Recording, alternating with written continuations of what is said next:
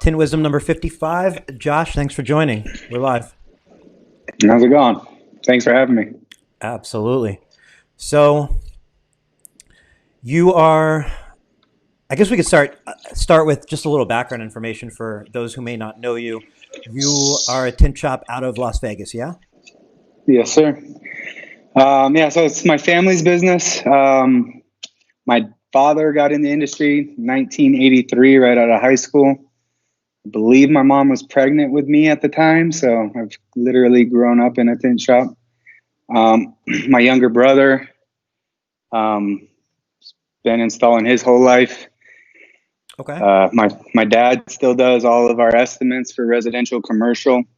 For the most part, my brother and I have tried to kind of step in and take charge of more and more aspects of the business. Over the years, we've expanded. We do graphics. We've got a large format printer, so we'll do vehicle wraps, commercial wall wraps, all that kind of stuff. Paint protection, automotive. My dad started the company actually in Southern California back then, and we moved to Vegas in '92. Okay. We've been in the same building here in Henderson since then. So we've got pretty good. Deep-rooted history in the window film world, yeah? Yeah, we been doing it a while, although it's interesting. I feel like I'm still learning stuff all the time. So it's especially for anyone new out there. You're never gonna stop learning. I mean, there's always something new around the corner. So always something you can learn from somebody else too. So it's kind of how we try to operate. So how are you weathering this storm? Tell me a little bit more about that. So yeah, like I said, we've been around for a long time. We got a big customer base. We're a fairly large shop. We actually just expanded this last year was a record year, and we bought the two bays next to the two bays we already have. Did a big remodel, separated our graphics department out from the automotive tint because they're kind of crammed into the same two bays. So we've got 3 full bays right now and a half of the fourth one. The front of the fourth one we're renting out to somebody. And the back half of that fourth bay is now all of our architectural film, where we can load and unload, and kind of gave the automotive side of the house a lot more room. So going into this thing, we were rocking and rolling. I mean, things have never been better. Our communication as a team has kind of recently been ramped up, and we cleared out some negativity that we had in house, hired some new people that we were training, like literally hired 3 new people a month and a half ago. So coming into this, everything was awesome. And compared to most, I feel like we're doing pretty good. We've had a really big, we've had a big amount of our flat glass work in the last, I'd say 4 years, ramp up into security film. So a lot of burglaries and just, people being aware that it's an option. So we've had a lot of security film going on. Our governor shut the state down, 2-3 weeks ago now. Time's kind of flying by. I don't even remember the exact date. Nevada, yeah. Yeah. So the initial shutdown was like a request, and a lot of people didn't follow it. We kind of initially shut the doors down to the front to retail customers. At the time, we already had a bunch of graphic projects in-house that were already still being worked on, some vehicle wraps, stuff like that didn't require us to come in contact with anybody. So luckily we had a lot of work already in progress that we could work on without coming in contact with anybody. And security film has really kind of been one of our saviors. Per the governor's office, we called, and once he even made his executive order and made it to where if you're not an essential business, you have to close down. We immediately got on the phone to find out, okay, what does that mean for us? Security film is the one thing that we do feel, security film is the one thing that we do feel pretty comfortable with right now, because we've gotten the okay, since it is involving home and business security. It's in one of those categories of essential. We've drastically overhauled our procedures on how we actually go about handling jobs. We were already in the process of going paperless and trying to have as much, everything digital as possible already, using tablets for invoicing and all of that. We had Clover handhelds that we were able to, process everything right on the job site. We've since kind of decided that we're not going to collect payment on the job site. We're going to collect everything over the phone, and just incur that extra fee just to have less point of contact. It's been evolving though. I mean, I don't think we have it completely figured out by any means. It's, it's an ongoing conversation with the whole family. Like, how open are we going to be, and how much, we went from, I'm pretty sure we had, with the new hires, we had about 13 employees. We're about half of that right now. We gave everybody the option to come in or not based on how they felt about the whole situation. And, it was across the board. Everybody was looking at this kind of differently. Okay. So pause there. You said approximately about 13 staff with the new hires, and about half of them are still actively working. Yeah. So that the ones that are in a position that we're able to be like, okay, I'm just going to take a break and stay at home with my family.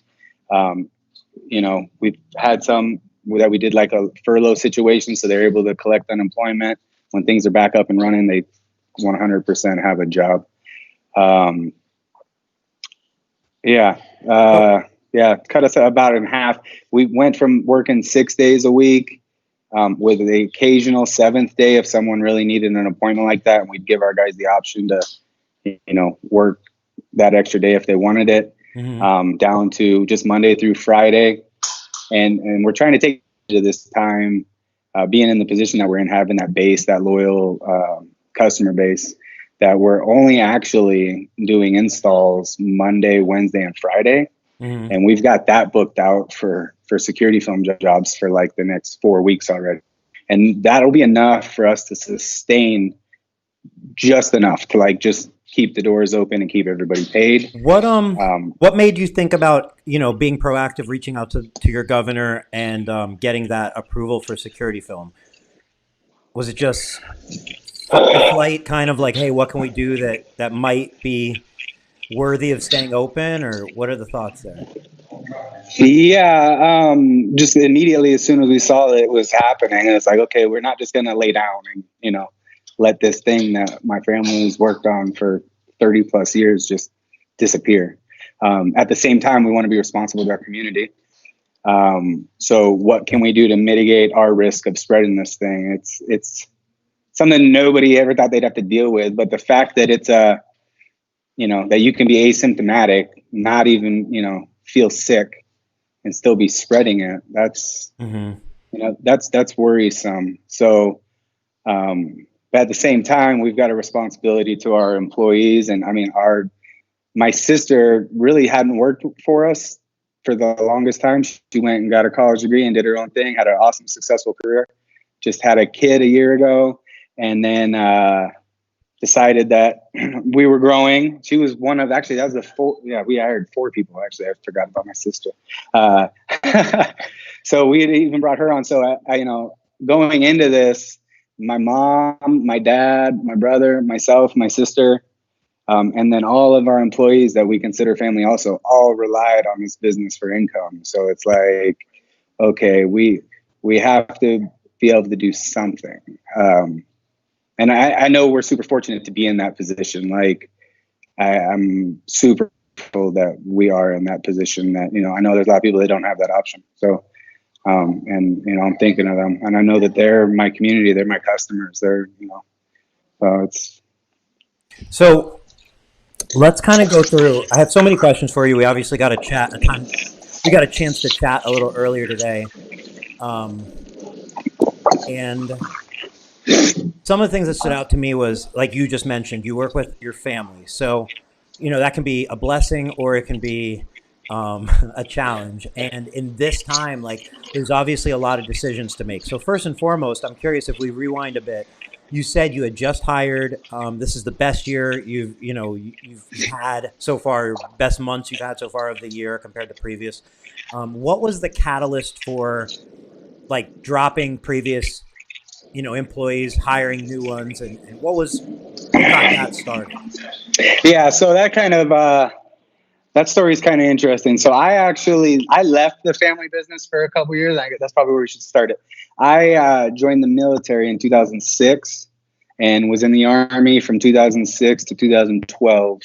Um, and due to other personal circumstances I got out. Honestly, I loved it. I would have stayed in. Again, when I had to get out, I had the fortune of growing up in this business.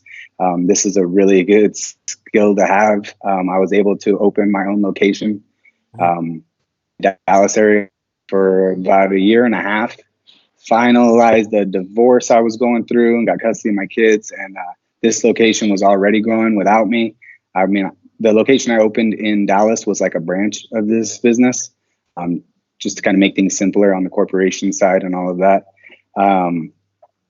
So when I had the opportunity to come back here, because this location was already growing and booming, because this town was doing pretty good as far as recovering from the recession, I jumped at it, especially after having about a year and a half of almost completely solo, hands-on in my own shop. It was really nice to kind of step back in and just be a gear in the machine rather than the majority of the gears in the machine, you know? Mm-hmm. So through that process of me coming back here, there was actually a little bit of time where things were a little rough because I'm a little stubborn and, you know, my brother and myself weren't getting along very well. I wouldn't say not getting along very well, but we didn't talk very much. And we're working together every day, but we weren't communicating. And a lot of it was my fault. Mm-hmm. But I kind of went through I weighed like 230 pounds 3 years ago. I've lost like 70 pounds and kept it off. I kind of just started working on myself and being a little bit more accountable, taking ownership for my stuff. Stuff like this, honestly, podcasts and stuff really kind of helped me. I know it's super cliche and I know people are waiting for me to say it, but stuff like the Joe Rogan podcast, like just hearing really smart people over and over again repeat the same things, get sleep, exercise, that type of stuff. I got big into running. My brother had already gotten into running and gotten into being healthy. And then it kind of just snowballed with me getting my head straight, taking more ownership for my stuff. It kind of, I don't know, it kind of seemed like it was spreading. We had a couple people that weren't jumping on board and were still negative all the time. And we didn't necessarily get rid of anybody, but we had people quit that we didn't pursue going after because we're trying to get rid of the negative and be positive. So and you were probably the driving force in the recent like growth kind of restructuring of things, would you say? No, I wouldn't say that. Well, what was the driving force?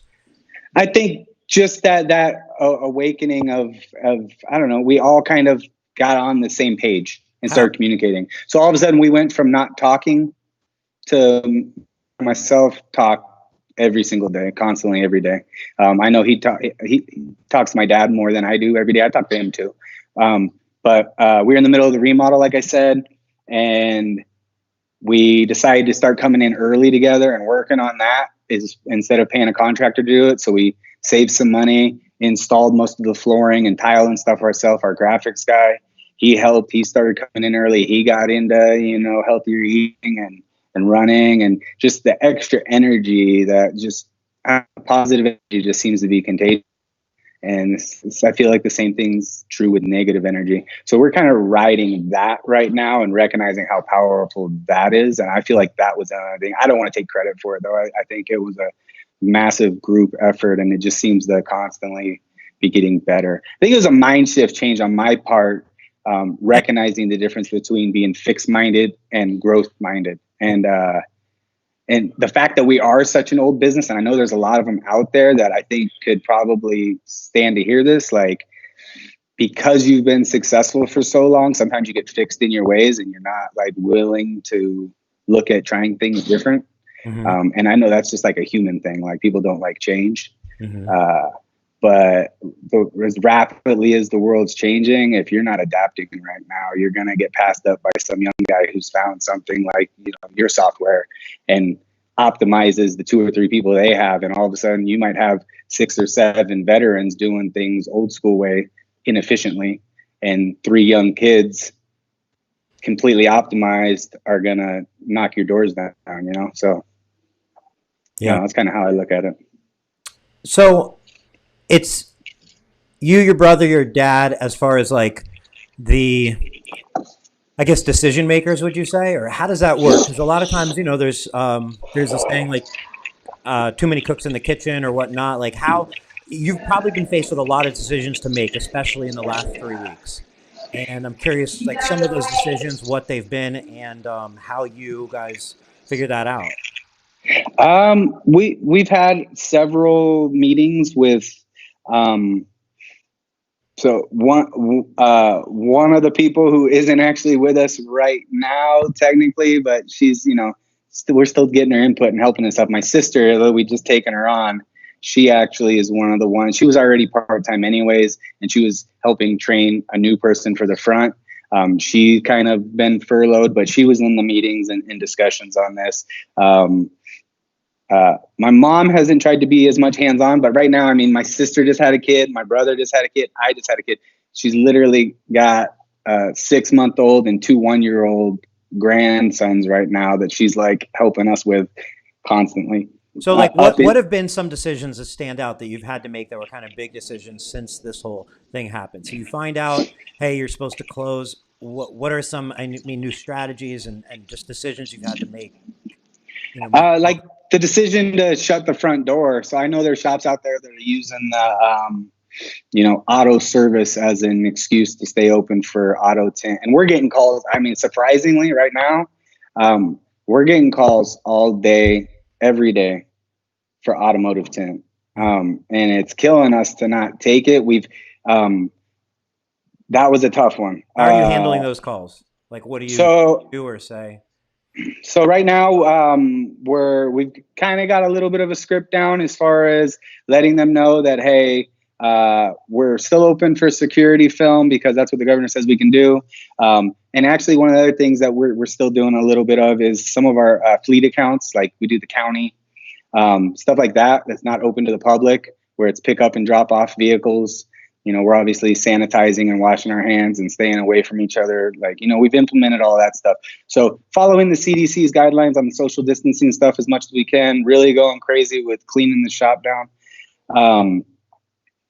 The script with the automotives though is we're letting them know that we're following those guidelines and that we will open back up our website. We've got e-gift cards available, which we normally do a holiday gift card special from like Thanksgiving to Christmas.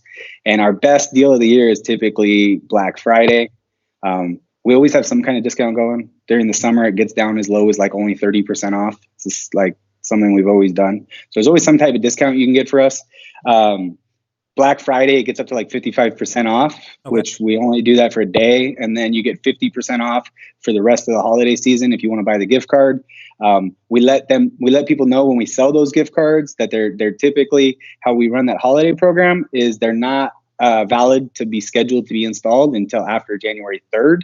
Hold on, you lost me a bit. So are you doing, you're talking about like Black Friday gift cards. Like, are you doing that same discount now or? Yes. So right now, where everybody that calls, we're letting them know, hey, we know that there's other shops out there that are using the, automotive service as an excuse to stay open, and they're taking customers in.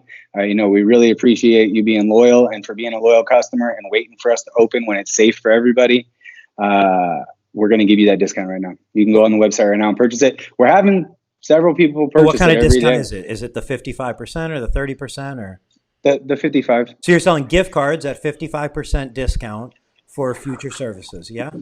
Yes, and that's why I was trying to explain the gift card more. So it's not like I think they can do an open-ended amount, but typically it's a specific card for if they have a 4-door vehicle and they want, let's say, 3M crystalline.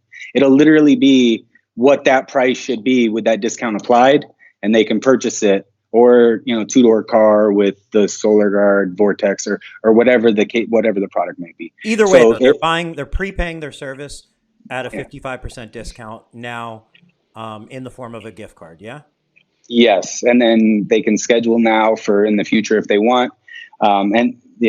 Basically, we're trying to be as creative as we can to keep our customers, keep them happy, let them know that we are thinking about the whole community. We're not, if we can do as little as possible right now to keep ourselves open and in business, and from having to, go through all of our reserves to, this is supposed to be going into the busiest time of the year. And so typically going into the winter, we typically have a good amount of reserve. We have a really good inventory of film.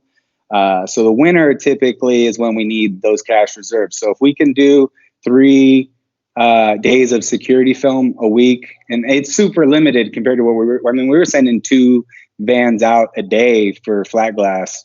Sometimes they would do multiple jobs each.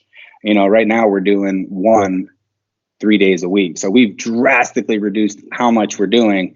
But fortunately, we're in a position right now where we do have that customer base that is, they're booking out in advance and even leaving deposits. So I'm curious, like, do you, not to talk specific numbers, but do you have kind of like an idea of how, like, if you're getting, I don't know, let's say 10 people that call in a day looking for to get their car tinted, how many of those are kind of converting into gift cards? Is it like 1 out of 10? Has it been a significant like revenue source for you guys to kind of hold you over during this time?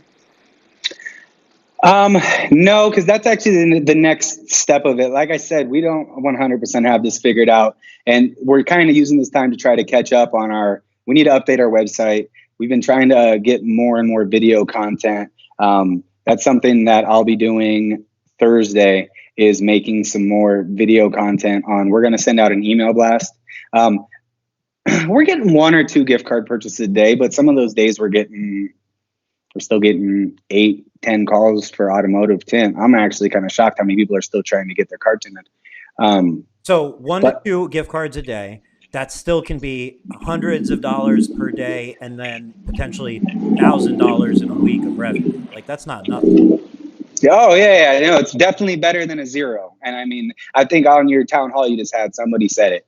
They said, like, you can plan for so many scenarios, but most of those scenarios, including the Great Recession, didn't include goose eggs. Like, being completely shut down and having zeros dwindles your reserves rapidly. Right. So, yeah, it's staying ahead of the curve.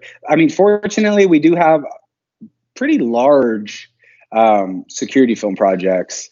One of them's for a school. That one's on hold. We're cutting it, getting ready to go install it the day that everything got paused, and they had to shut down us being able to go there right now. They've assured us that we're still doing it. That's a pretty large job.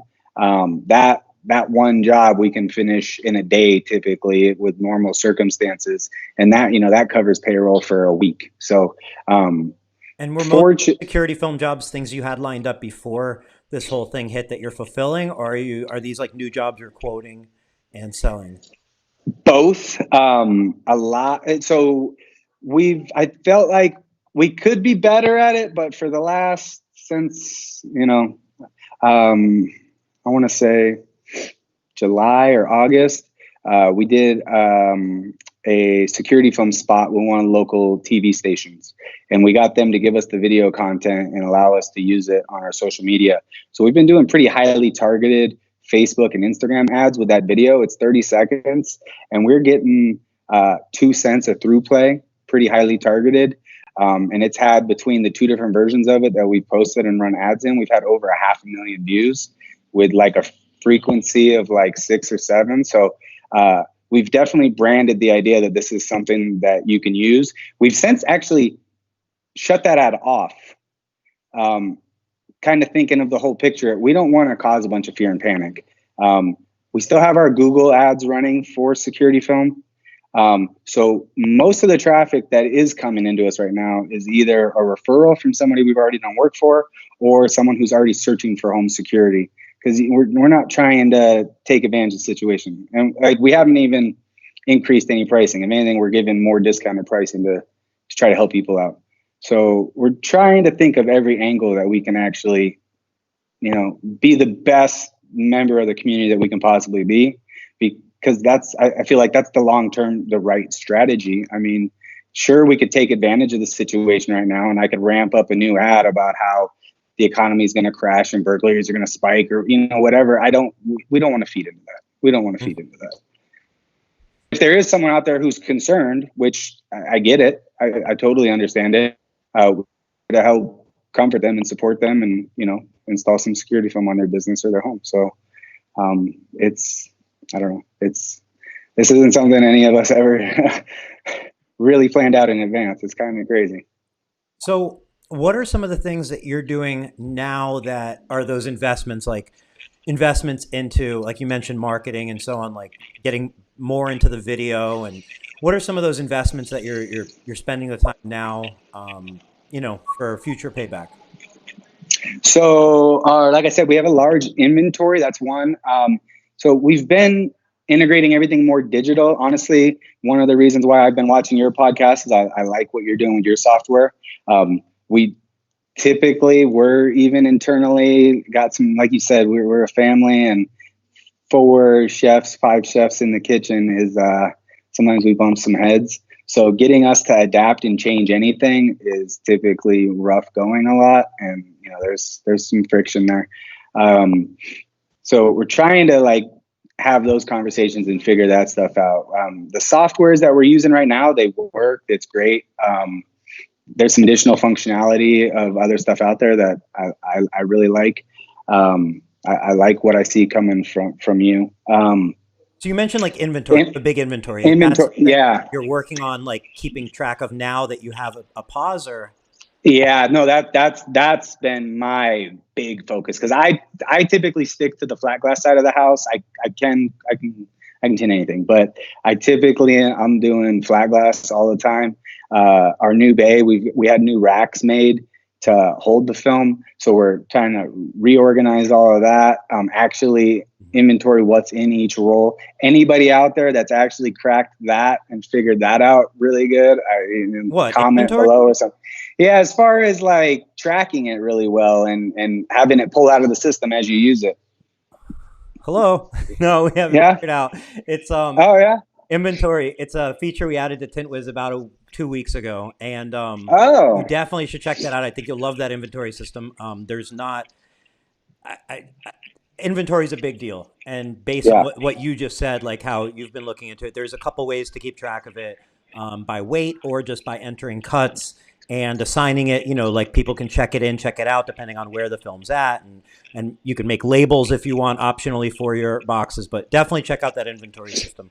I know you're going to love it if you're looking for inventory. Yeah, no, the weight I know I've heard about over and over again through the years, and that's the one I'm the most interested in, because it seems like nowadays through some type of sensor or scanning or QR, I don't know what's out there actually, but there's got to be a way to scan the roll, set it on a scale, and have it just automatically do everything in the background, because all the extra little steps is the problem. And is that something that exists? Because if it exists, I'll buy it tomorrow. So you could do it today. You don't have to even wait for tomorrow. But in Tint Wiz, you can make labels with QR codes. You can, as long as you enter in the core weight and the weight of the film, and then at any point you can weigh that film, and down to the foot, it's going to automatically tell you how much film's left in that roll.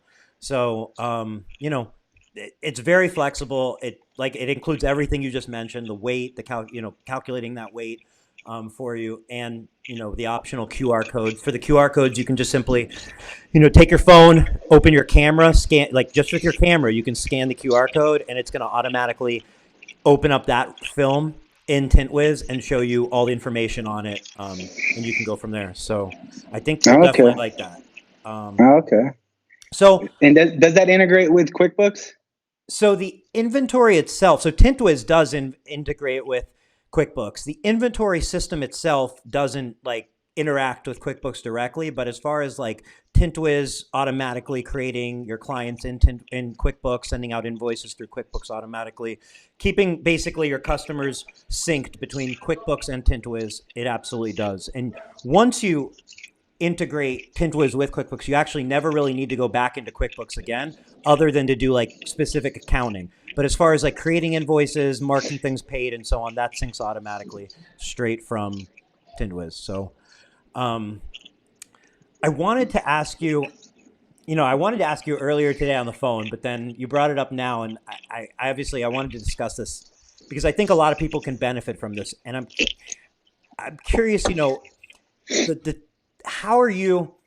So you have your brother, you have your dad, then you have other family members that are helping more recently, and then some possibly involved for years and years. When you're coming to these decisions, or you're trying to make these decisions moving forward in your business, is it a voting? Is it a who thinks they have the best idea? Is it how do you work those things out? Yeah, we probably need to develop a better system for that. But I'm going to give you my opinion at the end of it's this. I'm just curious how you're handling it.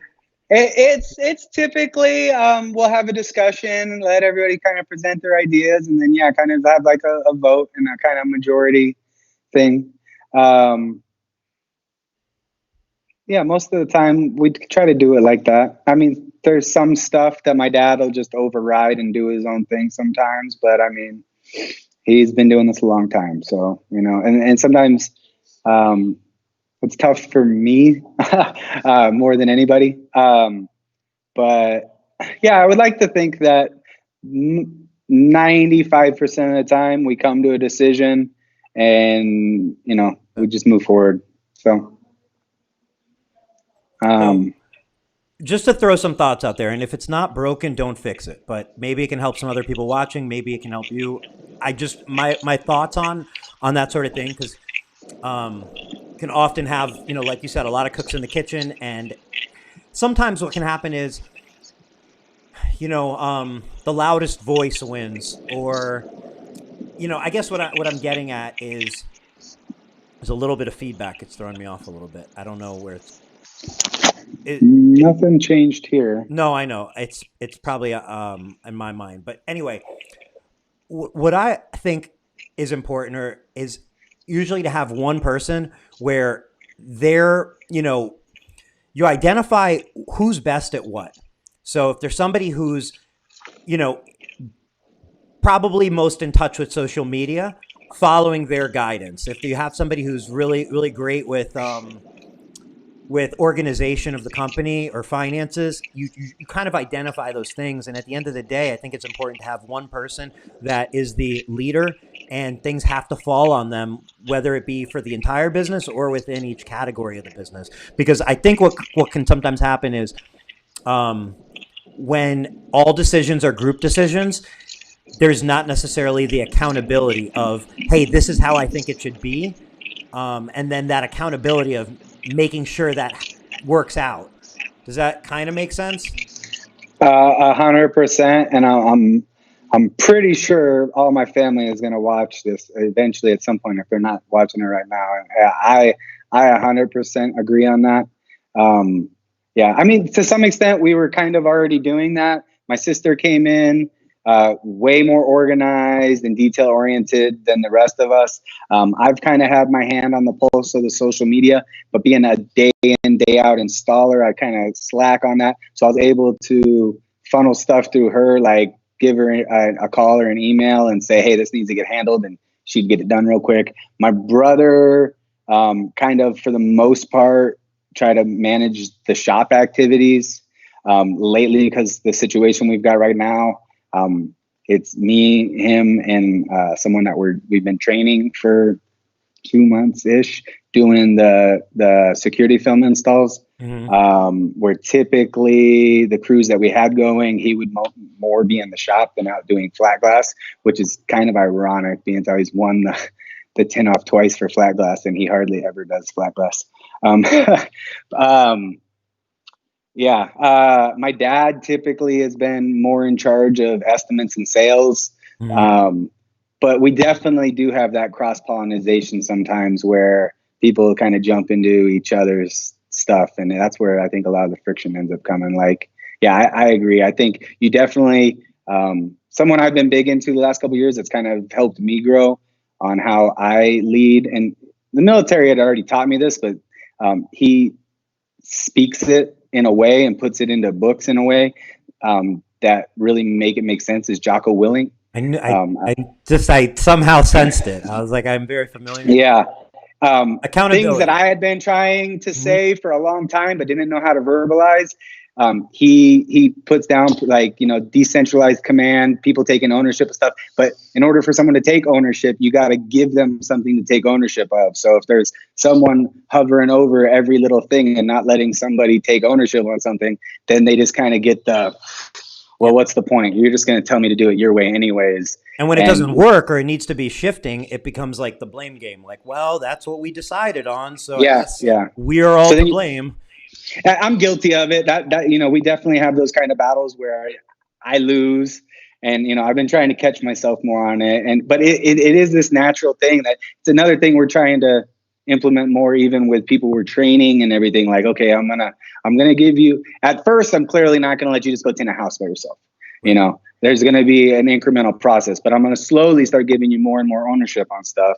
And if you mess up some film along the way, we'll deal with it. But at the end of the day, that's the only way you're going to have someone who's actually, the last interview we did trying to hire somebody, I said it this way, and I think it's what I mean. Like, if I can hire somebody who has a good attitude, is willing to learn, I don't think I know it all. I'm constantly trying to learn. And I think it annoys people how much I'm changing all the time and trying to try new stuff. Mm-hmm. I get it. But if I can hire somebody who has a really good attitude and is willing to learn, and then you start giving that person ownership of stuff, they're going to work a lot harder. And at the end of the day, if I can duplicate myself or my brother who can, or we have other installers that have been here for a long time that are kind of the same way, that can be plugged in anywhere in the shop and handle it, and we can just let them go and they're going to take care of it. If we can replicate that, there's only one of me. But if I can train you to take that same ownership that I do, because I've given you the ownership to do it, and you actually feel like you can do it, you're going to work a lot harder, and the result's going to be a lot better across the board. I hear people say hiring's the worst thing ever. A lot of times I think it's because most people hire on skill. And for the most part, we're not looking for anybody who already knows how to tint. We're kind of done with that. We're going to hire people that want to learn and are willing to learn, That's kind of the stance we've started taking. And honestly, it's been paying off big time. Like I said, February was a record month, and it was after losing 2 top performers. We're going to keep doing our thing. We're not going anywhere. This coronavirus isn't taking us down either. We just want to be responsible as we can to our community at the same time. That was why I wanted to do this. I've even talked to a handful of family members that are nurses in the last couple of days, asking them how they think we're handling it, and what their outlook on it is. And they've given me some extra tips and guidelines, and on washing hands even more, and possibly I've been against the idea of wearing masks because you keep hearing the stuff on TV, don't buy up the masks because the nurses need them. Mm-hmm. But they were saying even if you get your hands on the surgical ones, which aren't like running out, and those aren't the ones that are like 100% protection that they need at the hospitals, wearing those in the home when you're there, like we're already asking the customer not to be in the same room as us. We're going to try to completely distance ourselves. If they can be out of the house while we're working, awesome. If they can be in a totally different room while we're working, we're going to wipe everything down while we go. We're wearing gloves. I've never worn, actually, I kind of like it. I've been wearing latex gloves while tinting, and honestly, I thought it was going to be more of a problem than it is, and it's not. We're constantly changing through those. Any surfaces we touch, we're wiping down. Just do everything we can to not be part of the problem in both the economic sense and the health sense, because this is it's something else. It's definitely something else. It's a first for everyone. Mike Powell joined in, and he wanted to ask, how has this virus impacted your shop? Sorry if this is repeat joining in. If open, are you seeing more flat than auto? So, Mike, we did kind of touch on this, but basically, Joshua shifted his company to focusing on security film, no automotive right now at all, other than like fleet accounts and like government accounts, things where you're not interacting with consumers, right?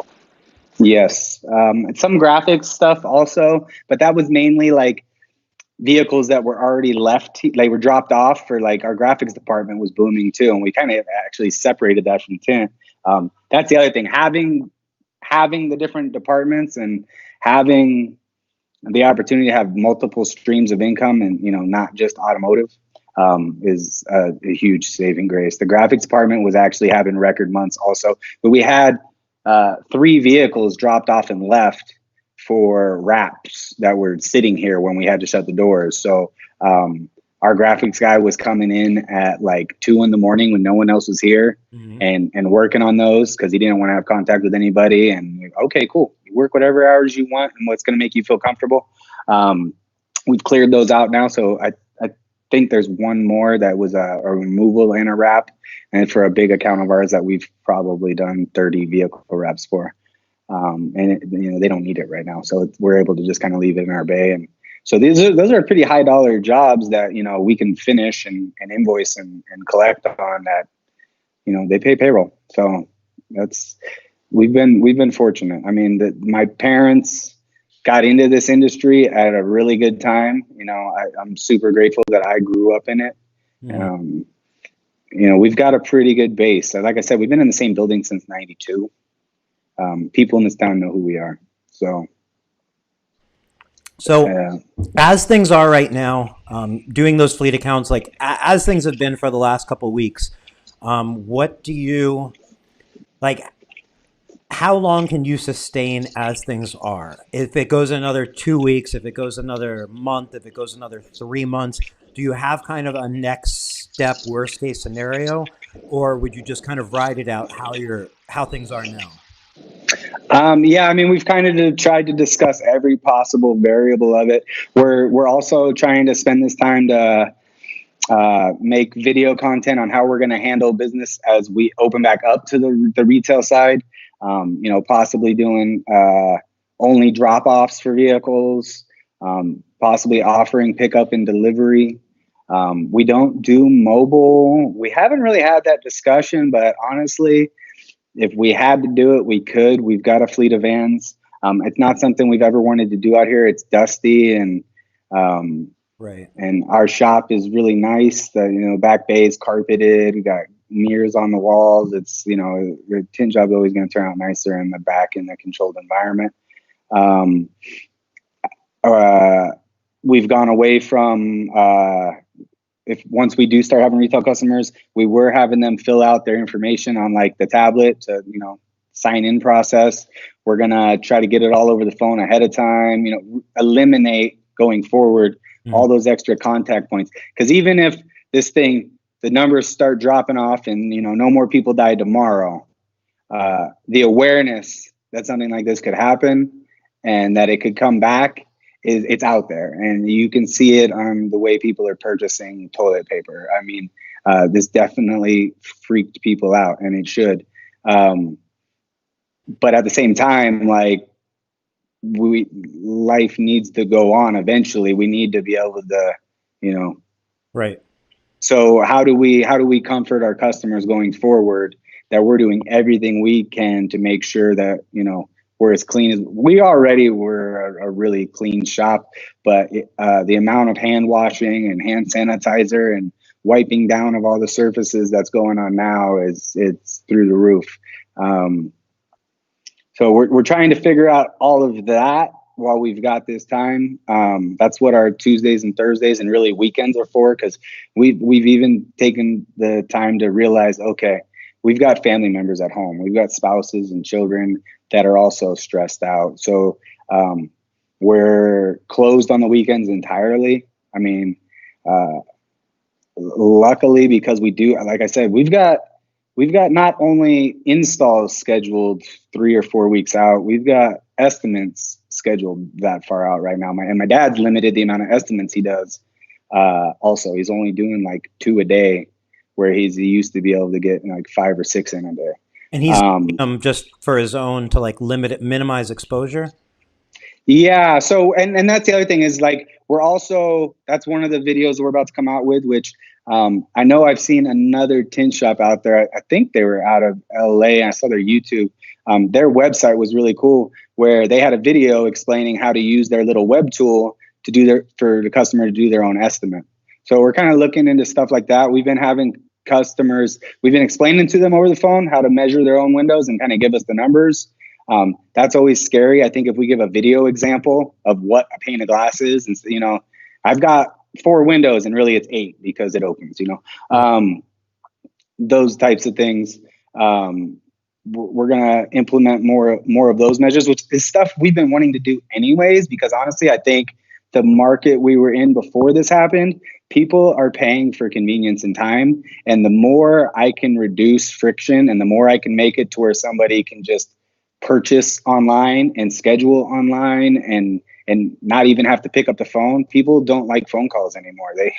They want a text message or an email because they can do it on their time. Mm-hmm. So how do we take advantage of this time to completely play into that? Because that's something we already needed to do, but fortunately we were so busy. It's a good problem to have. We're so busy that always got put on the back burner. And this is the time to take advantage of that. Oh, That's all right. Still sounds can fine. you hear me? Perfectly. Yeah. So that's kind of how we're trying to look forward at this. How can we take this horrible situation and find some positives in it? Yeah. And move forward. I mean, it's really all we can do. Something I heard on a podcast recently, I think it was from another Navy SEAL, was saying that, like, if you look at the bullseye of the target for like shooting bow and arrow, Mm-hmm. the outside circle is like the circle of concern. The bullseye is your circle of influence, and people spend way too much time, especially right now, because it's all you've got time to do for the most part, is the concern part, and you can't really affect that. And So dump we're on Joe trying to Rogan. focus more on that circle of influence. I You said, there? yeah. Can you hear me? Yeah. Can you hear me? Yeah, I said that was Andy Stump on the Joe Rogan podcast. Yes. Yeah. Yeah. Yeah, no, that's Um, like I fully believe that, there's things that you or others may do right now during this, terrible time. Like everybody agrees this is a terrible time. Like nobody's thinking this is the best thing ever. It's kind of one of the worst things for your business that we could maybe have imagined or not imagined. But the point being, there may be something that you do during this time that when you look back was the best thing you've done for your business in the last years or ever.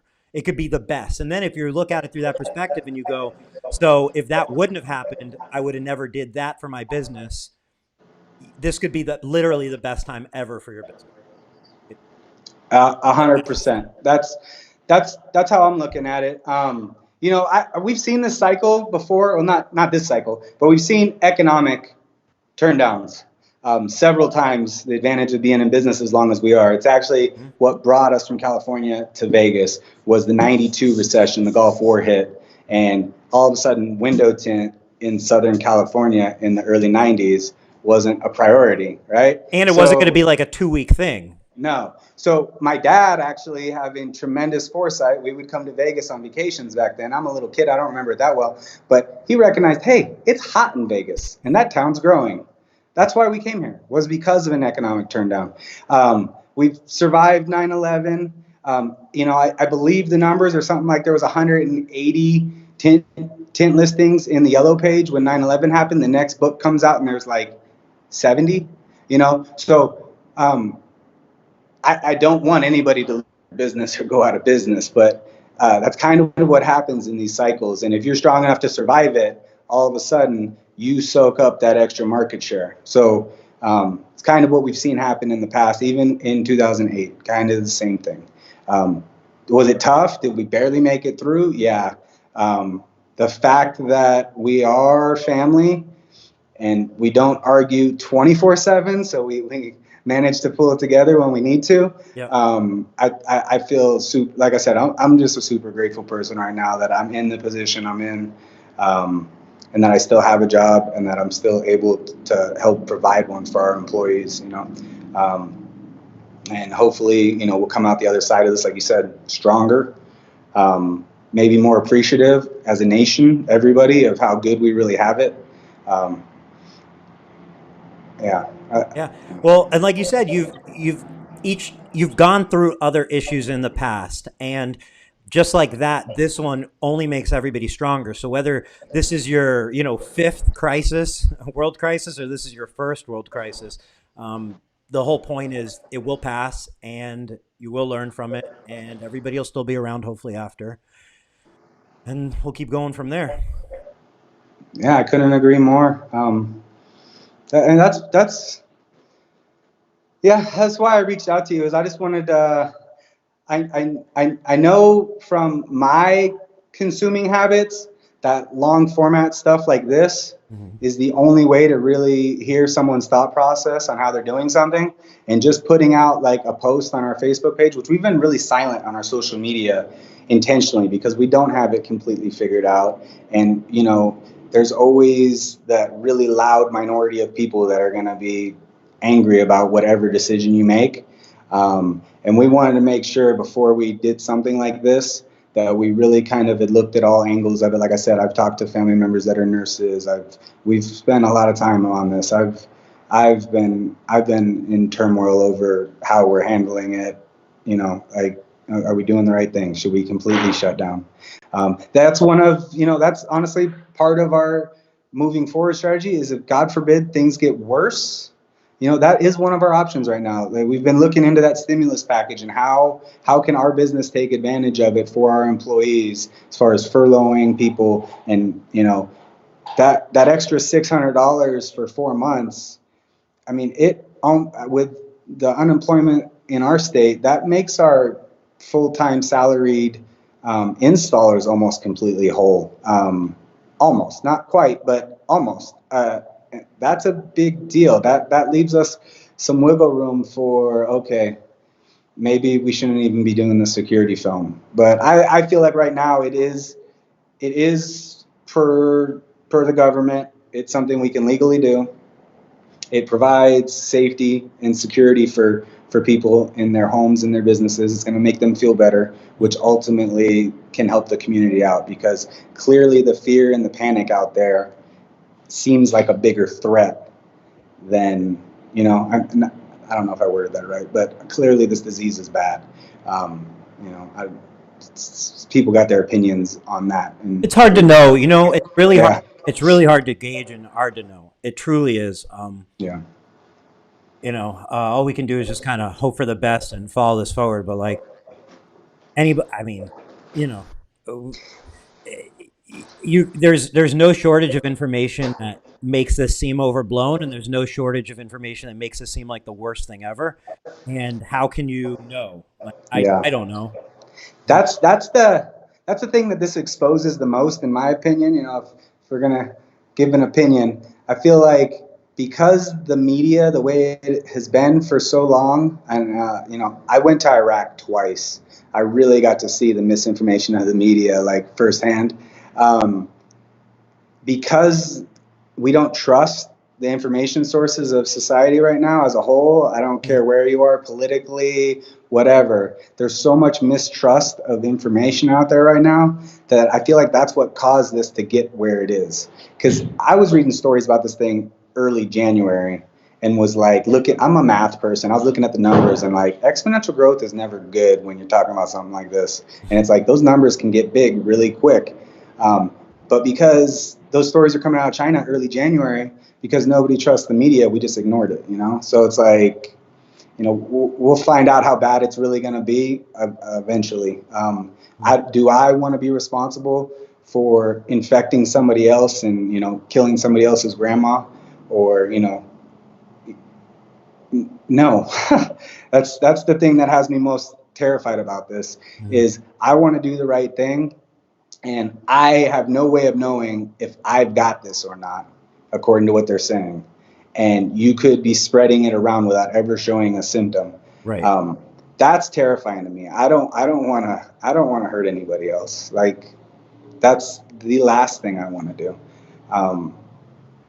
But again, like I said, I'm a numbers person, and I've looked at the amount of volume of people that were coming through our shop, the amount of homes we were going into, the amount of businesses we were going into, the number of employees we had doing all that. Like our touch points on how many different people could have been connected to our actions a month ago was, you know, we're probably down to 10% of what we were a month ago, maybe lower, So.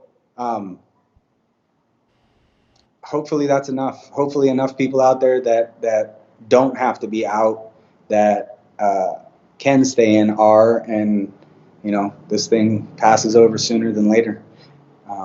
But we're definitely going to take the approach of being proactive and doing whatever we can to improve. Like I said earlier, growth mindset is one of the things I got turned on to in the last couple of years that I really dug into and tried to understand.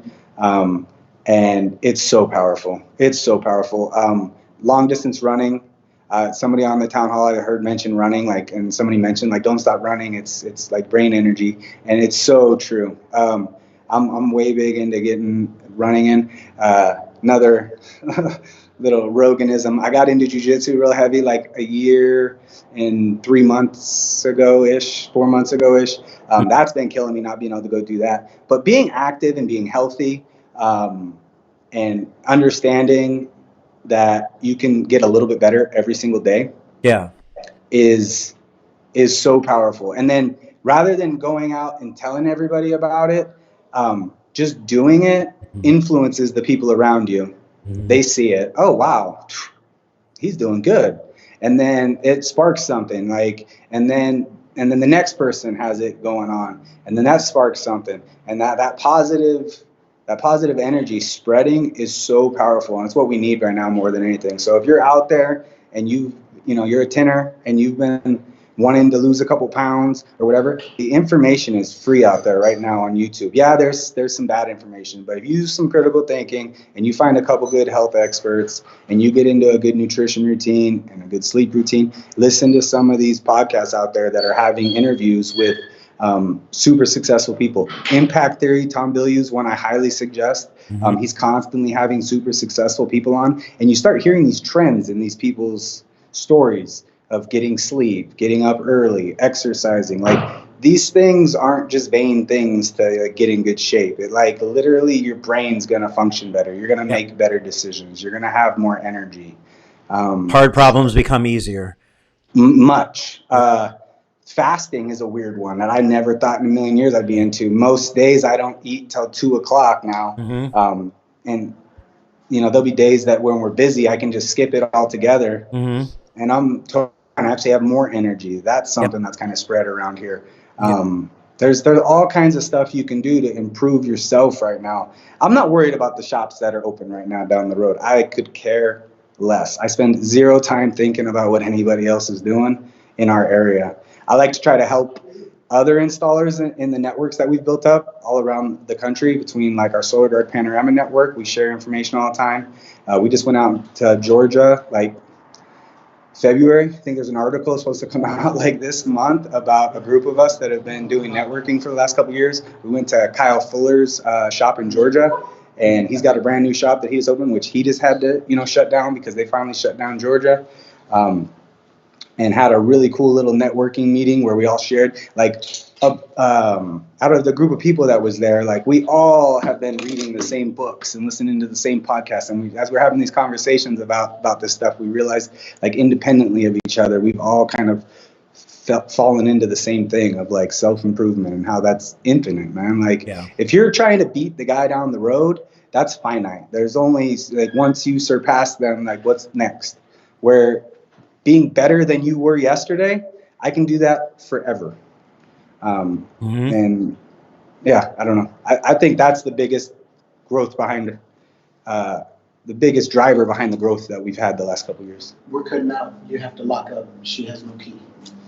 Oh, you're good. Okay. Yeah, man, I couldn't agree more with that. It puts you in a sense of control when you're focused on how to improve yourself and how to improve your business. Puts you in a sense of control. If not, you're just kind of going about letting the wind blow you in whatever direction it blows. And I hope something that comes from all this is a lot less. A lot of people hopefully will catch up with sleep that maybe weren't sleeping enough, and that can maybe reduce a little bit of anxiety that might have been affecting some, because we're definitely in a anxiety epidemic as well, or pandemic as well. And I think you hit the nail on the head with following those long form podcasts and so on, and focusing on self-improvement, because that's contagious as well. Yeah, and we have the perfect industry for it. Honestly, These right here are like the best investment I ever made. Now that mine's dead, but The AirPods. AirPods. yeah, the AirPods. While I'm tinting windows all day long, I can keep tinting. When someone calls, I just tap my ear, answer it, keep tinting. When the call's over, I'm right back into my audiobook or my podcast or whatever. I'm Hmm. literally multitasking. It's basically like uploading information into your brain. It's Yep. like books 2.0 in my mind. You know, books are amazing because they convey information. That's what's great about them. I don't feel like, to me personally, I don't feel like it's actually the act of physically reading. There might be something about that that's good for your brain, but the reason why we want our kids to be able to learn or to read is so that they can absorb new information. Well, technology's allowed us now to have this automatic upload. I mean, you can even increase the speed of the audiobook. It sounds a little weird at first, but then you get adjusted to it, and all of a sudden you're listening to a book twice as fast. And then you can go back through it and listen to it again, or go back to a chapter that was like, oh, that was interesting. How Yep. do I apply that? It's kind of like the Matrix, man. Like, you literally, it's an upload. There's data going in all day long. Then that's all wasted time Yep. typically.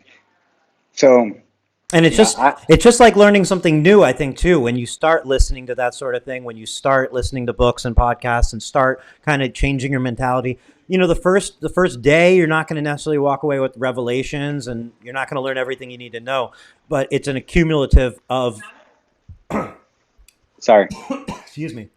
It's an accumulation of everything you're listening to, everything you're learning. And what I found what I found too is you listen to things, and then that thing doesn't necessarily stand out, but then you listen to something else, and when you compound that information and then you run into a situation in life, it all comes together. So you can't even necessarily predict how that's going to come together and how you're going to learn from it, but it's just a part of it's just important to start the process. Yeah, 100%. I completely agree. Sometimes I have a hard time uh, getting an idea across to someone who hasn't been doing that and hasn't, been listening to the information I've been listening to. So another cool thing I'll do is I'll copy the link and shoot it over to my brother or whatever. Like, okay, I've been trying to say this. Listen to this 10 minutes of this conversation, because that's what I've been trying to say, but I haven't found the right group of words in the right order to actually explain this thing. Take a minute and listen to this. This is what I meant. It's a super valuable tool. Yeah. And how stuff does stack onto each other, and it doesn't make sense unless you've heard the 6 different conversations that all kind of link it together in some weird way. Yeah, 100%. I completely agree. Yeah, no, I love what you're doing with your channel. Honestly, Facebook, I've noticed the sponsored ads coming in. I think, Oh, so that was something you mentioned earlier.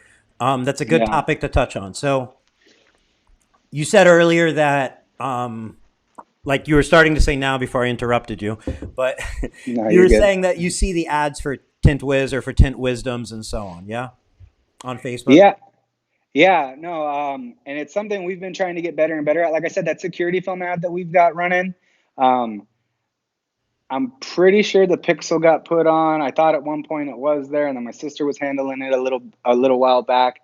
Um, but like, we spent some decent money on Google AdWords, and how that pixel works is, if they end up on my website and you do have that in there, and the person's on their mobile device and they're logged into Facebook, now all of a sudden Facebook recognizes that that person's been to your website. Now it's going to populate them into a group that you can target if they actually interact with there's so many different ways that you can actually capture people who are already interested in what you want to do.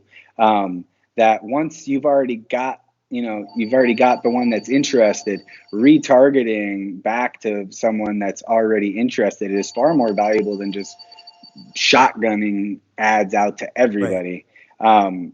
We've been doing targeted ads for security film as far as areas of town that are more likely going to want it or be in the income bracket to afford it. Stuff like that. I mean, a 30-second video that's all about security film that ends with our brand, our logo, our name, us talking, that has had 500,000 views between the 2 different versions of it that we posted in like less than a year, at 2 cents a view. I mean, it might not immediately convert into a sale, so it's not as trackable. I mean, there's ways to track it better than what we're doing, but that brand awareness is why, and awareness of the product, even, because that's something that the industry's always complained about, is that most people don't know what we do. I've been doing this my whole life, and I literally every week prior to this happening would go into a home, and the person would feel the film after it goes up on the first window in the sun and feel the difference and be like, I didn't know this was possible. I didn't know that you could do this. And I'll be like, well, I've been doing it my whole life. And I hear that every week. Uh-huh. So it's really like a magic power of sales and getting referrals, because the fact that people still don't know about it is actually almost a good thing. The opportunity. But yeah, it's a big opportunity. And when you introduce the idea of security film, and now you're retargeting that person over and over and over again, they clearly took the time to watch the full thing, so they were someone interested. Now the frequency of that video is like 6 or 7 times each person seeing it. There's a burglary on their street, or their neighbor's business gets vandalized or whatever. All of a sudden, hey, they went through the back window. Like, oh, there's that security film ad I've been seeing, you know? It's huge. I know for myself, I see plenty of things for sale and services and so on, and I don't sign up the first time I see everything. I don't buy something the first time I see everything. It does take some sort of frequency, and the same way, that's how we know we act as consumers. You have to carry that same thought when you're figuring out how to run ads to your audience, and it's good that you've seen that, because I think a lot of people think it's just a matter of, let me like blast it to 5,000 people. Okay, I didn't get anything from it. Okay, ads don't work, and that's where their thought ends. And the other thing that I kind of want to throw out there right now is the reminder to those people who say, and I mean, maybe now's not like, I guess what I'm trying to say is, when you get people that say, you know, I've been in business for so and so amount of years, I don't need ads. Well, you may not need ads right then, but ads do give you a certain level of control to be able to, hey, the phone stopped ringing, or I can only do this one service, or I want to add a new service. How do I get that out instantly? Well, that's ads. Ads, you need that. So if you're a business who's sitting there saying, man, I don't really get many security film jobs. I wish I did, because now it makes sense. I could be doing security film jobs. Well, ads allow you to turn that on instantly, but you have to know how to use them. Yeah, no, definitely. I mean, the thing I love about social media, that again, we're kind of in that sweet spot that my brother and myself are young enough that we've pushed a lot of the innovation of this business to add that stuff, where being around as long as we have and being successful, you can get stuck on, well, this is what we've done and what works. And, it took me a long time to really convince to let's do some sustained Facebook and Instagram ads, because I know right now, Instagram, I think that's where the majority of these views are coming from at such a low rate. When I look at it, it's mostly pushing through there. It's a good mix of the two. But essentially, it's the same platform. So I can run it on Facebook and let it run to Instagram also, and it's going to hit both of them. The Facebook isn't one of the largest companies in the world for no reason. That targeting ability for the ad feature on there, it works like crazy. But it's not necessary. Getting the ad part of it to be like a instant sales generator, that does take a ton of skill, and we're still nowhere near as good as we should be at it. What I love about it, and I'm on the Gary Vee train. I really like what that guy's saying most of the time. He's a little harsh, but the branding end of things is where you really, you think about the big brands out there. People buy Nike not because it's the best quality for the most part. It's just because that's the brand they buy. People got Harley tattoos because that's the brand they. So the branding and staying in people's faces and being able to target even your existing customers and remind them about you, and then they might have a scenario. Referrals have been that's that's what I was trying to get to. So the blending, social media blends the old school referral which hasn't gone anywhere, right? That's still rock solid. That's the best customer you're going to get. Mm-hmm. But it blends that now. So now the customer that you've gone over the top and provided the best possible service to and gone out of your way to make sure that they were happy.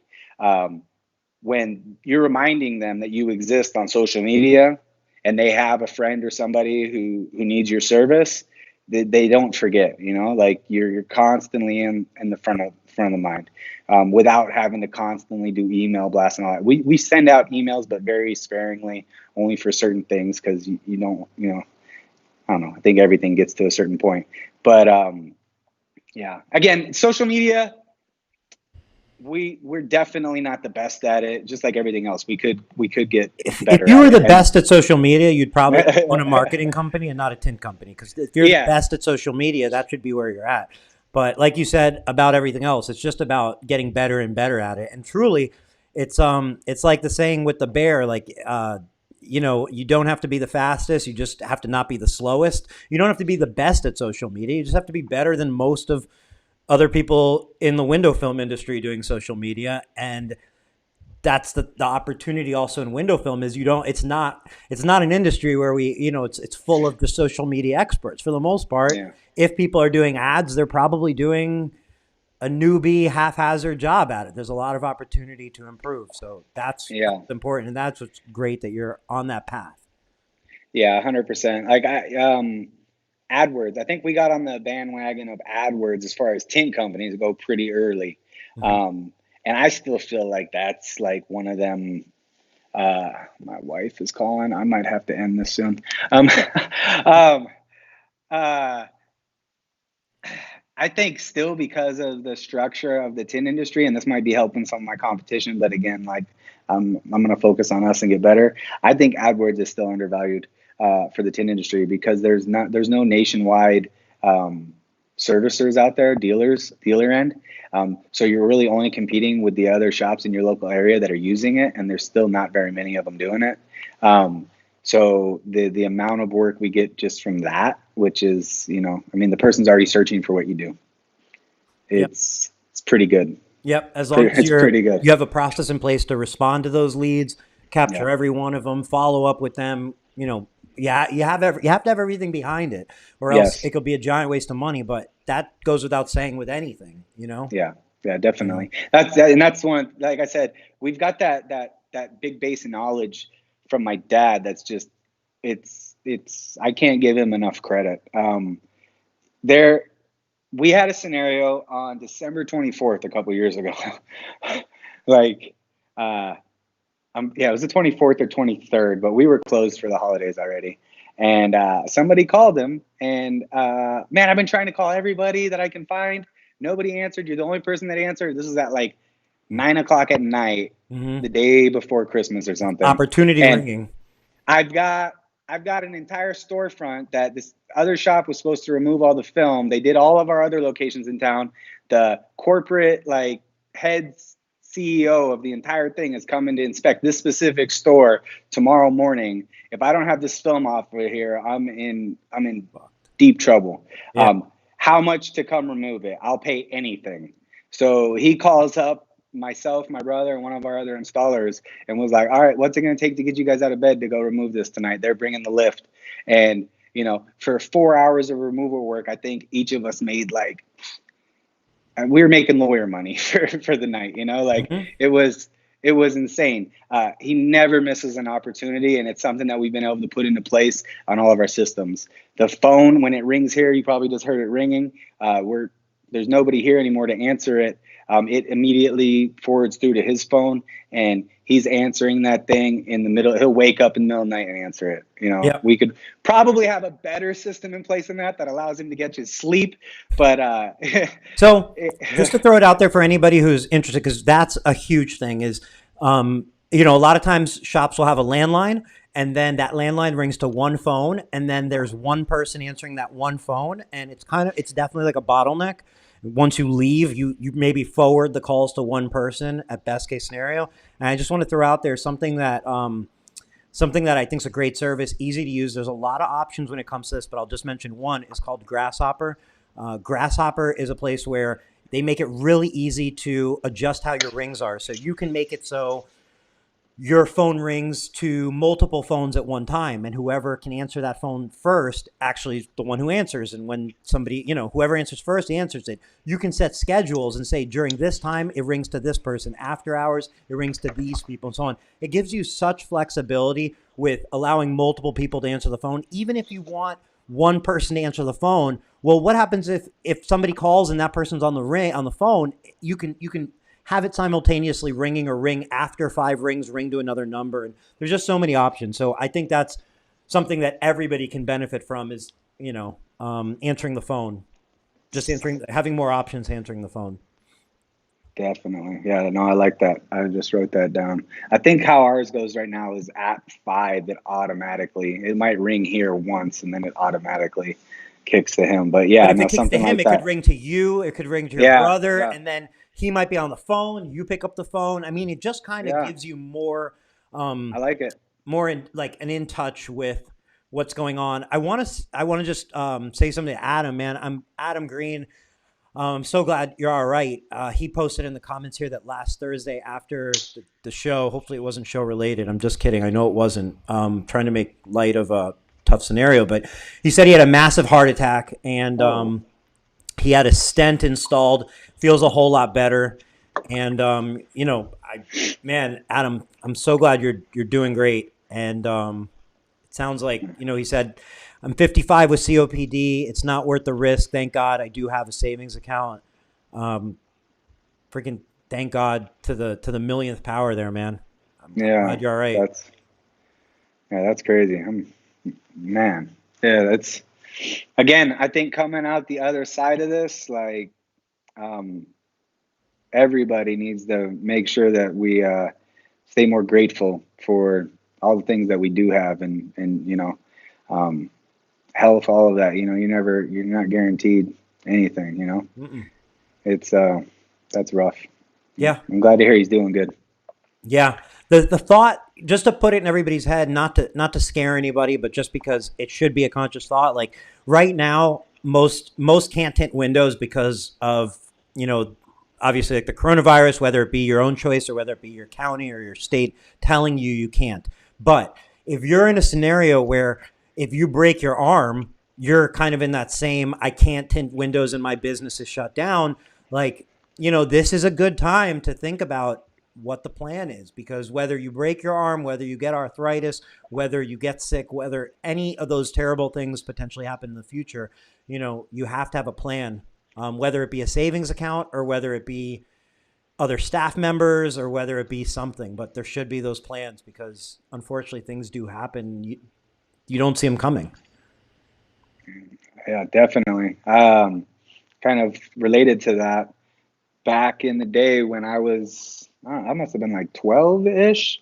My dad, at that point, I think we had one installer, my dad, and like I would help on weekends and summers and stuff, but I wasn't anywhere near like a full-time employee.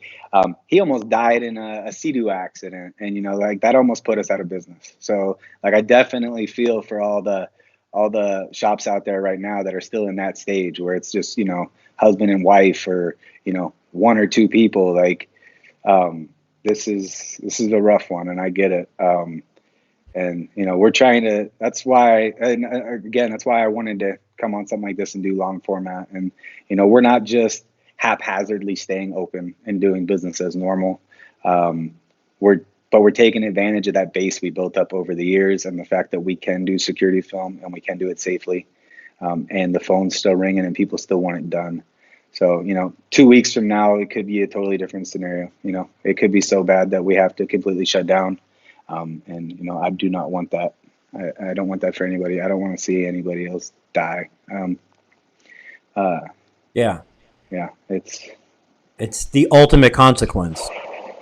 yeah, no, it's beyond. And that's the biggest thing, is like, I don't want to make decisions for money today, which, again, we've got 30 years of building this up right here, and it could all be gone at the end of this. Like, that's a realistic outcome based on how bad this economic thing gets. But we can build it back. There's no coming back. From death. Right. Yeah, when you're dead, you're dead. Yeah. So we're definitely having that conversation, and we're being super mindful of it.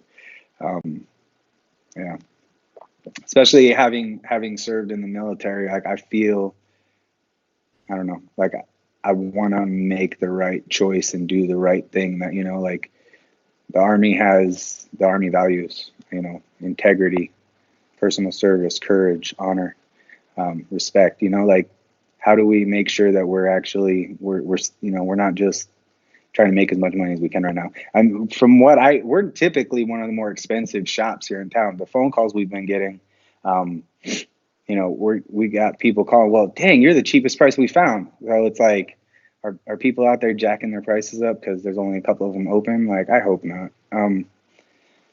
No, Well, no. that stuff works itself out because those people Yeah, like live with whatever decisions they make.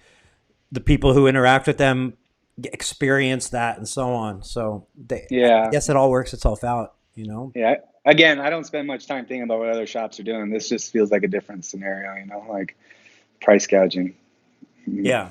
is it's not cool. Um, I like your uniforms.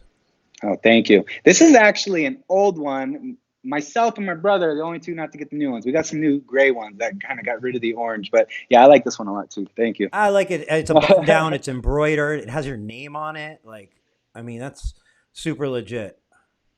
Yeah, no, I mean, appearance is everything. Our vehicles are all wrapped really nice. Every one of our employees that shows up on a job, you know, has their name on.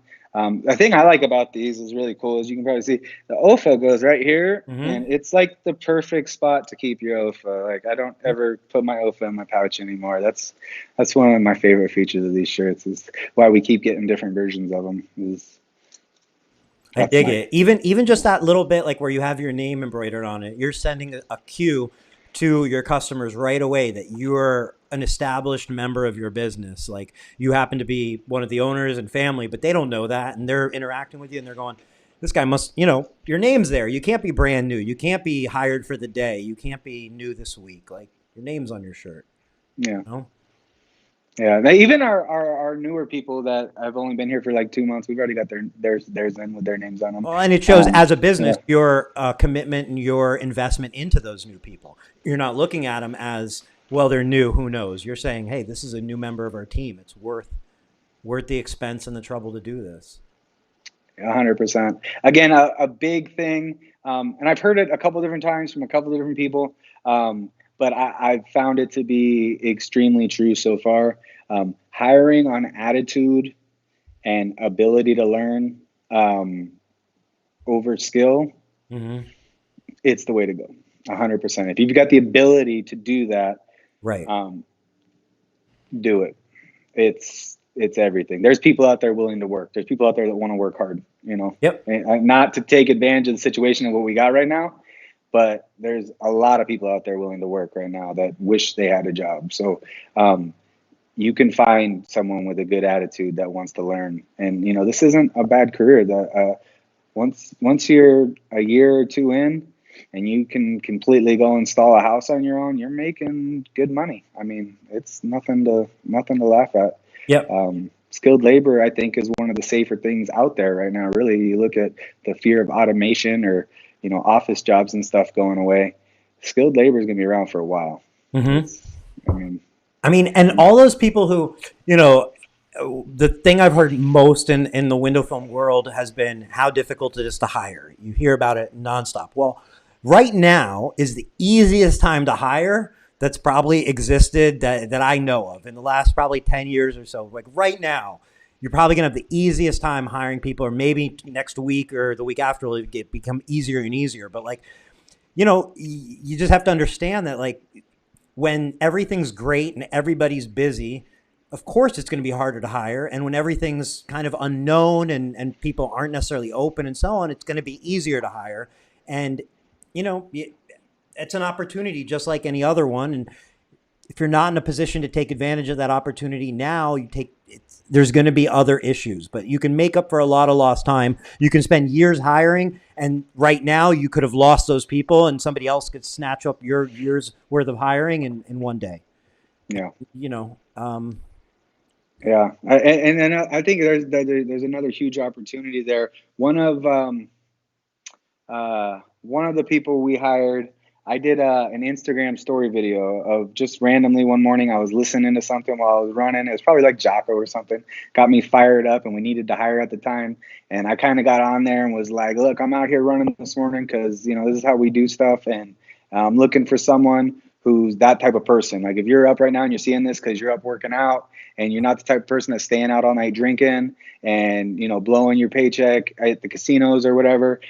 You're the type of person we're looking for." I had a direct message Yeah. from somebody within like 30 minutes, like, "Hey, I want to come interview." Like, and I think that story only had like a couple hundred views. It wasn't a large blast that went to. The algorithm's already doing the work, Mhm. like, and he said he'd been following us for a little while just because he was interested, right? So there's a huge opportunity for hiring there, even if there is a mindset or an environment you're trying to create in your shop, because you've been listening to certain influential figures.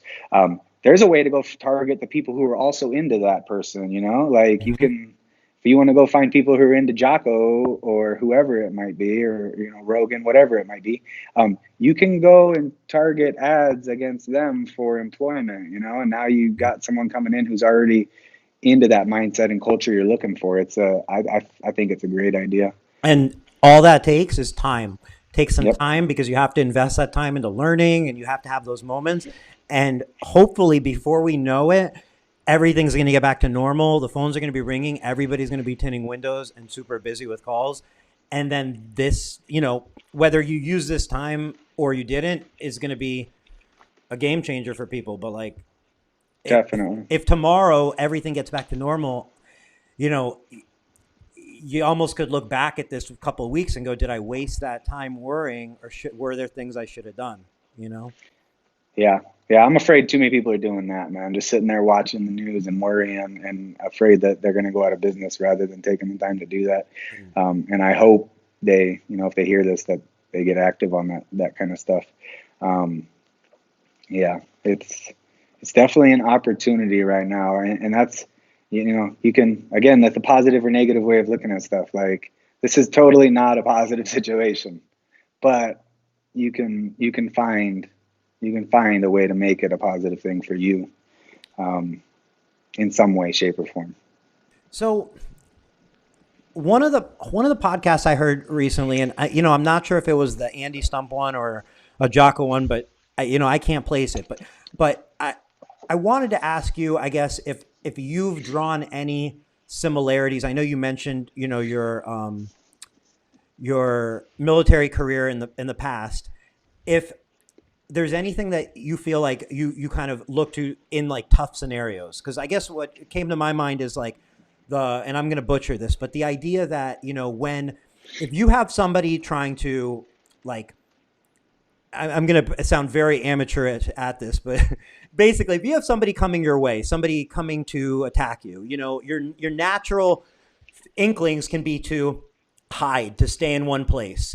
And, that can basically make you a target, and eventually you'll be overcome by your target because you're in one place. And really what you need to do is kind of go against that instinct and get out of the way and move and get to a better place and keep moving. But it's hard because, again, our natural instinct is to kind of freeze up and be scared. And like, is there anything that you kind of draw onto? Because I feel like this is that same scenario. We're faced with this threat, and you kind of just want to you know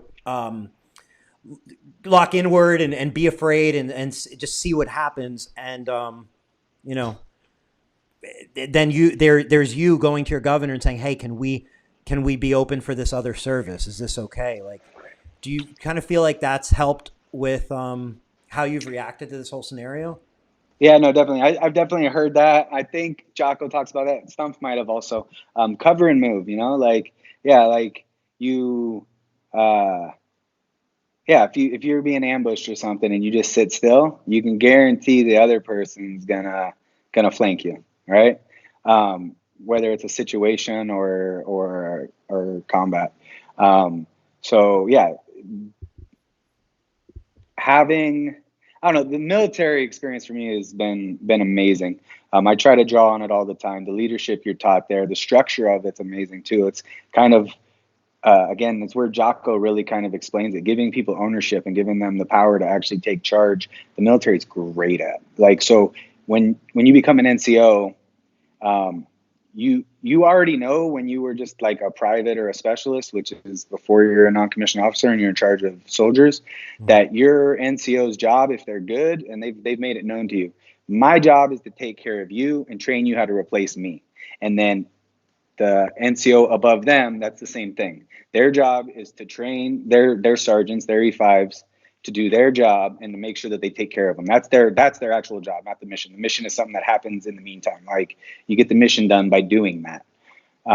So if you can set your business structure up to be that way and give people ownership, crazy good. Dealing with stress. Again, I don't have it completely figured out. I'm constantly trying to get better at it. Running is a great tool for me. The day that I get a nice long run in the morning helps. Jiu-jitsu has been another like next level thing that I've added in the last year, because the first time you go in, if you've never done it, and luckily I had a little bit in the military, so when I did go last year and start going, it wasn't complete panic, but like looking back on it now, like, yeah. And then when you roll with someone new that comes in, you can feel it like that. Just because you don't know what to do, there's nothing to do. They start breathing real hard and trying everything they can do to get you off of them. And 30 seconds later, they're spent. And now they are completely doomed. Like they have no chance. And then 3 months into dealing with that and actually like feeling it and trying to overcome it, all of a sudden you start breathing better and then you don't panic. So yeah, this isn't a moment to sit still and panic and watch the news and freak out. It's a bad thing for sure. Do your part to social distance, to stay away from others. Do everything you can to help not spread this thing and hurt somebody else. That's what I'm more scared about than anything, But you have to realize that just sitting still and being scared and panicking is going to be the thing that takes you down rather than taking action. Like, there's something you can do. You can't run a marathon without taking the first step, right? I think it's deeper than that. Like, not only is it taking the first step of the marathon, it's like you should probably spend a couple months training, right? Like, so the first step of going on a walk to do that. My brother just ran a 50-mile ultra marathon 3-4 weeks ago. Wow. I was going to run it with him. I got a calf injury. I've run 2 ultra marathons in the past, like a 55K and a 51K that was with him, which was actually his first. That was last year, was his first. He's run 3 since then. So take this time to start doing something physical that's going to test your stress level. That then, okay, like once you have the perspective, like most people still don't think they can run a half marathon or a marathon. And barring some type of bad back injury or knee injury, that's in your head. It's completely in your head. Everybody's capable of doing a half marathon or a marathon if they don't have some major injury crippling them from doing it. When I weighed 230 pounds 3 years ago, I decided I'm going to start running. I had a wedding coming up. I started eating right. I didn't go out and run 20 miles the first time. I went out and I went on a 1 mile run and I stopped and walked every 2 minutes for a minute. And I did that like 3 times a week. And then I increased that distance by like 10% a week. I sat down and I mapped it out because I knew that if I only increase 10% a week, I'm not going to get injured. And if I don't get injured, I can keep doing it. Right. So now exponential math, and it's why I can understand math when you're adding a percent weekly, numbers get big. So from January of that year to September of that year, only increasing my miles per week by 10%, I was up to a 70-mile week, which sounds insane. And if I would have tried going out and running 70 miles the first day or the first week, I would have injured myself way before ever getting to that point, So get physical. Get your body in shape, run. People don't like to run because it's hard, but it's more mentally hard than anything. So you can callous, you can build mental calluses to toughness that they're then going to help you deal with stressful situations where you're not that person that's frozen and you do have the ability to like, okay, let's take a step back. Everybody else is staring right here, and literally nowadays, because it's their phone, this is where everybody's looking and focused on that circle of concern, rather than actually taking a step back and saying, hey, what can I actually influence right now? That's it right there, man, in my opinion. Yep. So I agree. Well, Josh, I appreciate you doing this. no, I appreciate you having me, man. Is there anything we didn't touch upon that you wanted to bring up? Man, I had a million ideas of stuff I wanted to talk about. I've been wanting to do something like this, or even start my own, for a while now. So yeah, as far as like live streaming, and do you publish this anywhere else besides Facebook? I've only ever seen it on Facebook. So I want to do something like this for my local community. Mhm. And I don't even necessarily care about touching a national audience. I want to start getting local community leaders, other business owners that we already do work with, and that we're already networked with, and do something similar where I get them to come on, tell their story, and talk about what they're trying to do. And then one by one, as you get kind of the Rogan model. If you look at what he did, it's genius. Like, he has so many different people on about so many different topics that already have an audience of people who are interested in what they have to say. You start building that audience into your audience. And Yep. I kind of want to do that locally with my local community. If I get enough people that we already network with and do business with to have this long format presence to tell their story, you'll stay in contact more with their audience. So yeah, that's one of the things I had a question about, because you're killing it with this, man. I really like how it's going. Thank you. So obviously we stream it live from Facebook. One of the reasons I did that was just as a way to myself to make sure that there was no editing excuses. There was no nothing. It was going to be live. Once it's live, it's done. There's no reason to edit the thing. So that was part of the logic there. But it goes live on Facebook. After that, it stays on Facebook. So obviously anybody can watch it. We promote it to our audience, which is going to be people who like Tint Wiz's page or interact with videos and so on. So that's like that distribution. Sometimes it gets shared into window film groups. And then from there, afterwards, I'll take the video, I'll upload it to Tint Wiz's YouTube page. And then I take the audio and I put that out on iTunes, Google Podcasts, SoundCloud, and Spotify, just for those audio listeners who want to like just listen when you're doing something, obviously. I think, for what you just brought up, I love the idea. I think it's a fantastic thing to do for your community, a way to, you obviously want to do it. So that's fulfilling. And then a great way to drum up business. I know business probably is the last part of your concern there. But it's still a good thing, because if it drums up business, it allows you to allocate more of your resources, your time, your money, your effort towards it. So it's a good thing when something like this also can benefit you monetarily. It's a good thing that Joe Rogan makes millions of dollars from his podcasts per year, because that then incentivizes him to do 3 or 4 a week, every week, and keep doing it. And, money is a good thing, or can be a good thing. Of course, it can be aimed negatively in your intent. But all things aside, I feel like money has its place in things like this. Something I would just suggest to you is, you already know it, but if you're a Mac user, use Ecamm, which is ECAMM. I mentioned that earlier. That's the platform I'm using. If you're not, OBS, like if you're a Windows user, OBS is probably going to be the software you go with for anybody listening. But once you do that live stream on Facebook, you're going to want to do 2 things. Number one, share it into your local groups. Local groups aren't going to want posts that are spammy, advertising, and so on.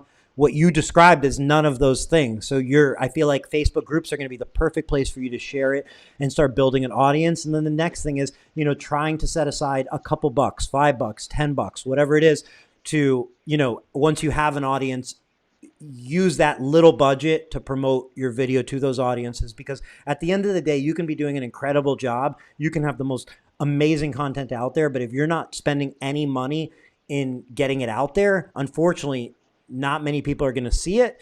That's just how the world is right now. Or that's just how the platforms are. There's a lot of eyes, and there's a lot of content for those eyes, and you need to spend money to get some of those eyes on your content. So I think if you share them into those groups and you spend a little money promoting them the same way you've done your business, I think I know it'll take off like crazy. I love the idea. Awesome. Well, And thank then you. Heather, Heather Wilson, she's been commenting, and she just, I think, put a great post in here. But go to your chamber and start it; they'll pay for it. Whether they pay for it or not, but getting their support could be a game changer for for the beginnings of that. So Definitely. Yeah. I mean, the idea of the behind it for me is, we just through people we do business with, we already network and it, give them business and it comes mhm, back and forth. I spent 2 years going to like a breakfast meeting. mhm. Wasn't the chamber, but it was one of the local ones. We got a decent amount of work from that, and we still get stuff from it. Yeah, and having a digital version of that just feels like I don't know of any local thing like that right now. Everything seems to be targeted at national, or everybody's trying to go for millions of followers or hundreds of thousands. Like, I don't need that many. If I had 10,000 really specific local followers of something, that would be, you know, Yeah, even a more, thousand, more. a Yeah, yeah, thousand, yeah, a thousand's yeah. A huge. A thousand. thousand Yeah. people that like really into what you're doing. That's a huge number. Yeah, they're going to champion what you're doing the same way I talk about these ones that I'm into, because like, oh, that's awesome. So yeah, there's definitely something there. So that's what drew me to even watching yours, is like, okay, all right, there's someone in Tint doing. There's a couple good things out there right now. I just discovered Tint stuff. Tint Stuff, Matt Blackmer. There's Patrick Boyer. There's Jason with Tinter brand that does the Tinter Tuesdays. There's Harry with Veloce that does Super Thursdays. There's Ralph, obviously, has been doing videos, Ralph Van Pelt videos forever. If I'm forgetting somebody, it's not intentional, but there's a lot of Yeah. good content out there, and it's exciting. And Oh, it's cool. Yeah, seeing and then going back through and realizing, wait, this kid's been here for like 8, 9 years putting this content out, and I'm in the tin industry and I'm just now finding it. It's like, it's one of those things that's so cool. Like, again, been doing this my whole life. Um, I hope we don't ever come off as like cocky or arrogant. We feel like we know what we're doing, but at the same time, I love learning new stuff. Going to the tin offs has always been beneficial. You constantly see someone do something that, like, ooh, like, how have I not seen that before? And now with the YouTube and stuff, there's been some cool little tricks I've seen on tint stuff that, I've been tinting my whole life. I don't think he's been tinting that long, but because he's experimenting and playing with all these different techniques, he's got some cool videos on how to do, like, we installed 3M crystalline. One of the videos I saw him share on a different way to shrink it than what we already do, because I kind of do the standard float shrink. That was like, I want to try that. It's really cool how the community is sharing and realizing, like, Tom Foster from Solar Garden, he said this once, and I'll never forget it. Like, he kind of gave the number of how many windows there are out there to tint, how much glass that already exists. If you're just doing retrofitting and just this glass that already exists, no new homes, no new cars, the amount of tinters there are, we could never tint it all. So, like, focusing on what the other guy's doing is ridiculous. yep, Like, we could never tint it all, especially with the amount of people that are coming into the field. There's no movies about somebody striking it big, rich, being a window tinter. Like, there's not much awareness for the general person that it's even a career that could pay off. So yep. that's something that always stuck with me, is like, you're never gonna tint it all. Like, oh. Yeah, it's a huge opportunity, this industry as a whole. So it's a big opportunity for that reason. Uh, Yeah, man. Again, thank you so much for having us on here. I really wanted to put something on our social media. Now I can share this on there. Um, kind of letting our community know what we've been thinking and what we've been going through. And that was, like I told you, that was the big reason why I wanted to do this. I'd like to thank all of our customers out there who've been loyal for over all these years. Um, some of the bigger projects we've had recently have literally been like life-saving. That's probably a bad term to use, but they've been, I know what you mean. yeah. Tons of people, contact the people buying gift cards that like, oh, I want to help small business. Like that's something that's people are aware of and they're thinking about, and I can't thank them enough. Like I said, my whole family depends on this business, and we're not gonna let this virus take it out. We're gonna do everything we can to continue to grow. Like might be unrealistic to actually have a growth year this year, but like that's still the goal. Yeah, I don't think it's unrealistic at all. And Yeah. I very sincerely appreciate you sharing what you're doing. I'm impressed that, the easy thing for you to do would have been to say, we're an automotive shop, we're a critical business or whatever the term is, and that's it. And, I'm not saying there's anything wrong with the shops that are doing that or right. I'm not here to be the judge and jury, but I do really appreciate that you said, hey, let's not do that. And what can we do that is a little more important, let's say. And, you went out of your way to make that happen. And I just think that's like, I appreciate you sharing that, because you not only did that, but then you shared it with everybody else. And you never know how that's going to positively affect everyone as well. Just even their outlook. Or they do the same thing in the city, or just their outlook, see the opportunity versus just the closed doors and the problems. Awesome. Hey, Yeah, no, thank you. before I let you go, I want to ask one question. Shamal put in the comments real quick. He said, were you in Houston the last meeting that Accent had meeting for all the 3M dealers? I see a 3M on your shoulder. It's probably why he's asking. No. Okay. No. Yeah. So we added 3M a couple years ago for crystalline. And then a year or so ago, we became Prestige. We've been installing a lot of the security film. But I haven't been to any of their meetings yet. We've been a long time SolarGuard dealer. We still are. We're still a Panorama dealer. I don't know if there's any other shop out there that's Panorama and Prestige. But we still do a good volume of both. They both have their perks. They both have different products. Mm-hmm. The 3M seems to send us a lot of work. They're a really good branding company. So there's people that come in and they have to have 3M, so that's what they get. Good deal. Yeah. But no, I hopefully in the future. I think we were new dealer of the year 2018, maybe. I should know that. It was 18 or 19. But we had been using crystalline for a while anyways. It was just because we started actually carrying the flat glass. And we did a pretty decent volume. Good deal. Well, Josh, thanks again. It was truly a pleasure chatting with you, and I hope we can do it again really, really soon. Awesome. Thank you. All right. You have a great evening. Thanks for everybody watching. We'll be back on Thursday, same time, same place, Facebook Live. Thanks to everyone. See you later, Josh. Later.